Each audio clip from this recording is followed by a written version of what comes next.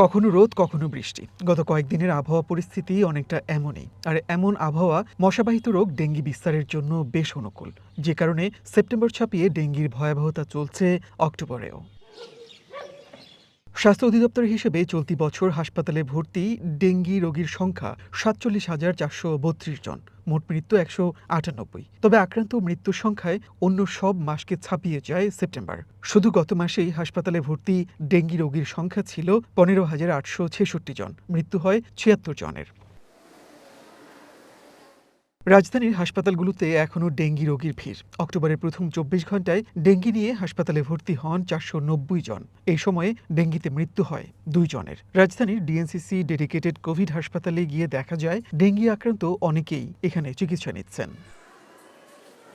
হাসপাতালটিতে বৃহস্পতিবার দুপুর পর্যন্ত ডেঙ্গি আক্রান্ত ৯৭ জন ভর্তি ছিলেন। ঢাকা মেডিকেল, মুগদা জেনারেল হাসপাতালেও উল্লেখযোগ্য সংখ্যক ডেঙ্গি রোগী ভর্তি আছেন। ঢাকার পাশাপাশি আশপাশের জেলা থেকেও অনেকে ডেঙ্গি নিয়ে এখানে এসেছেন। আমার হয়েছে, আমার আবার 2 দিন পরে আবার আমার বাচ্চার, পরে 3 দিনের দিনে আবার বাচ্চার এনে মেডিকেল ভর্তি করেছি। আমার বাচ্চা মোটামুটি সুস্থর দিকে একটু গাইছে। টিকার ওষুধ থেকে মশার ওষুধ দেয় না, ওষুধ না দেওয়ার কারণে মশা বাড়ি গেছে। এই কারণে আমরা বাসার ভিতরেও প্রচুর মশা। আর পরীক্ষা তো করছিলাম ২৭ তারিখে, রিপোর্ট দিয়েছিল ২৯ তারিখে, কালকে নিয়ে আসছি। মিরপুর মেসে থাকে, লেখাপড়া করে। 3 দিনের জ্বর, আগে মাথা ব্যথা, তারপর জ্বর, সেই জ্বর, মাথা ব্যথা, পায়ের ব্যথা, জ্বর, তারপরে এখানে নিয়ে আসছি হাসপাতালে। 6 দিন লাগলো। হাসপাতালের চিকিৎসক জানালেন, বেশিরভাগ ডেঙ্গি রোগী পেটের ব্যথা, বমি, ডায়রিয়ার জটিলতা নিয়ে আসছেন। রক্তক্ষরণের সমস্যাও থাকছে কারো কারো। নর্মাল যে সিমটমগুলো আছে, যেমন জ্বর, মাথা ব্যথা, শরীর ব্যথা, গায়ে র্যাশ, এগুলোর পাশাপাশি নতুন নতুন সিমটম, যেমন হচ্ছে এবার খুব বেশি পাচ্ছি আমরা পেটের সমস্যা, পাতলা পায়খানা নিয়ে আসছে, বমি দেখা যাচ্ছে অনেক বেশি, বারবার বমি হচ্ছে, পেট ফুলে যাচ্ছে।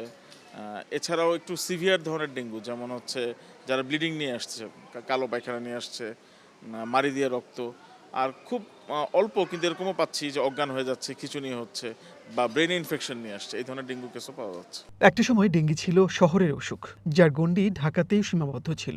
তবে এখন ঢাকার বাইরেও ডেঙ্গি ছড়াচ্ছে আশঙ্কাজনক হারে। অক্টোবরের প্রথম দিন হাসপাতালে ভর্তি ডেঙ্গি রোগীর সংখ্যা সবচেয়ে বেশি ছিল বরিশাল বিভাগে। ঢাকার মধ্যে ঢাকা উত্তর সিটি কর্পোরেশনে। কীটতত্ত্ববিদদের আশঙ্কা, ডেঙ্গির বাহক এডিস মশা নিয়ন্ত্রণে কার্যকর পদক্ষেপ না নিলে অক্টোবরেও ভয়াবহতা ছড়াবে ডেঙ্গি। এডিস মশার ঘনত্ব, ডেঙ্গু রোগীর সংখ্যা, বৃষ্টিপাত, আর্দ্রতা, তাপমাত্রা, এই কয়েকটি প্যারামিটার মিলিয়ে আমরা যে ফরকাস্টিং মডেলটি তৈরি করি, সেখানে আমরা দেখতে পাচ্ছি যে অক্টোবরে ডেঙ্গু পরিস্থিতি খারাপ হওয়ার আরও বেশি ঝুঁকি আছে। অক্টোবর অনেক মানুষ আক্রান্ত হবে এবং মৃত্যু ঝুঁকিও বাড়ার একটি সম্ভাবনা আছে। এডিস মশা নিয়ন্ত্রণে সিটি কর্পোরেশন কিংবা পৌর প্রশাসনের পাশাপাশি প্রয়োজন ব্যক্তিগত সচেতনতা। খেয়াল রাখতে হবে ঘরে কিংবা বাসাবাড়ির আঙিনায় জমা পানিতে যেন এডিস মশা না জন্মায়। মনির মিল্লাত, ওয়ান নিউজ, ঢাকা।